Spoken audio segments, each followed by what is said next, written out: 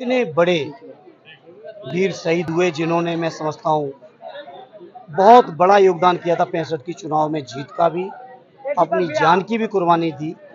और मैं समझता हूँ इस मौके पर मैं उनको श्रद्धांजलि अर्पित करता हूँ। और मैं सभी गाजीपुर वासी, जो गाजीपुर के लोग जिनके बारे में कहा जाता है वीरों की भूमि, ऐसी वीरों की भूमि को नमन करता हूँ जिस वीर की भूमि ने ऐसे माटी के लाल को जन्म दिया। अग्निवीर का मैं समझता हूँ, अग्निवीर की नौकरी जो सेना के हमारे जवान हैं, उनके गौरव के लिए, उनके सम्मान, उनके स्वाभिमान और उनके पूरे जीवन की जो जिम्मेदारी लेनी चाहिए सरकार को, वो अग्निवीर योजना में नहीं। आप भी समझते हैं इसमें कोई पेंशन की प्रावधान नहीं है, इसमें कोई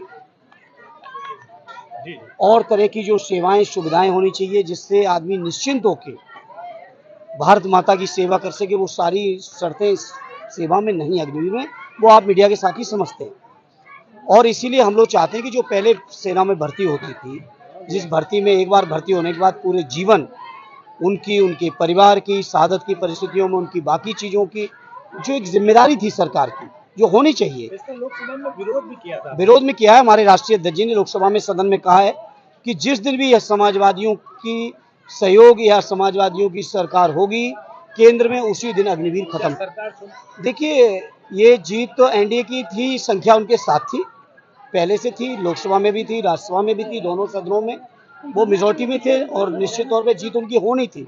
लेकिन सवाल केवल हार जीत का नहीं था। जिस दिन हम लोगों ने, विपक्ष के लोगों ने, हमारे नेताओं ने सुदर्शन रेड्डी साहब को विपक्ष का उम्मीदवार घोषित किया था, उस दिन ही कहा था कि लड़ाई हार जीत की अकेले नहीं है, ये लड़ाई सिद्धांतों की है, ये लड़ाई लोकतंत्र को बचाने की है, ये लड़ाई संविधान को बचाने की, जो हम लोग लड़ाई लड़ रहे हैं उसी की एक और कड़ी है। और हम इस मौके पर फख्र के साथ कह सकते हैं विपक्ष ने बहुत मजबूत लड़ाई लड़ी। और पिछले 11 सालों में जो लोग अपने को अपराजय समझते थे, जो लोग समझते थे किसी भी पद पर हम निर्विरोध हो जाएंगे, उनके सामने एक बहुत कड़ी और मजबूत चुनौती विपक्ष ने पेश की है, वो आपके सामने है। क्रॉस वोटिंग पर क्या बोलेंगे? देखिए, अभी चूंकि मेरी किसी से बात नहीं हुई है, जो लोग एजेंट थे काउंटिंग में थे, हाँ 15 वोट इनवैलिड की सूचना मुझे जरूर है। लेकिन हम इतनी कह सकते हैं विपक्ष बहुत मजबूती के साथ और चट्टानी तरह। देखिए, मैं एक भारतीय होने के नाते और सांसद होने के नाते मैं यही चाहूँगा, चाहे वो नेपाल हो, चाहे वो लंका हो या बांग्लादेश हो या कोई भी पड़ोसी देश हो, वहाँ अमन, चैन और शांति रहनी चाहिए। लेकिन उन सरकारों को सोचना चाहिए, वहाँ की स्थानीय सरकारों को, कि आखिर ऐसी परिस्थितियाँ क्यों बनी कि वहाँ की जनता को इस स्तर पर विरोध पर उतरना पड़ा। और नेपाल की तो एक अलग तरह की स्टोरी है, वहाँ के नौजवान निकल पड़े। जी। एक आखिरी सवाल सर, आपके आजमगढ़ क्षेत्र में एक बीजेपी प्रदेश कार्य समिति के सदस्य हैं, 350 करोड़ के घोटाला लगा रहे हैं, आप पर भी है, आपके दूसरे सांसद को, 10 विधायकों को भी लगा रहे हैं। ये बीजेपी की बातों को आप पता नहीं क्यों गंभीरता से ले लेते हो।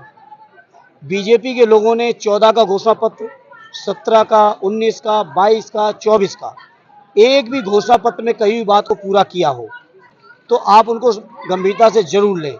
लेकिन ये अनगढ़ बयानबाजी करके मीडिया के बीच एक सुर्खियां बटोरने का प्रयास है, वो कितना भी चाहे कुछ कर लें।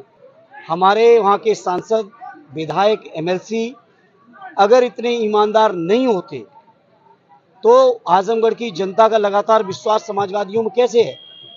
लगातार समाजवादियों पर भरोसा है आजमगढ़ के लोगों को और आसपास के लोगों को भी, क्योंकि मामला आजमगढ़ का आया है। तो मैं इतना ही कहूँगा कि उनके पद वगैरह कुछ छिन चुके हैं, अब उन्हें अपनी पार्टी में नंबर बढ़ाने हैं। हालांकि वो इस स्तर के नहीं कि उनका जवाब मैं दूं, हमारे विधायकगण लोग, वहाँ की हमारी स्थानीय पार्टी के लोग देंगे। लेकिन मैं इतना ही कह सकता हूँ, ये बेबुनियाद बातों की कोई वैल्यू नहीं।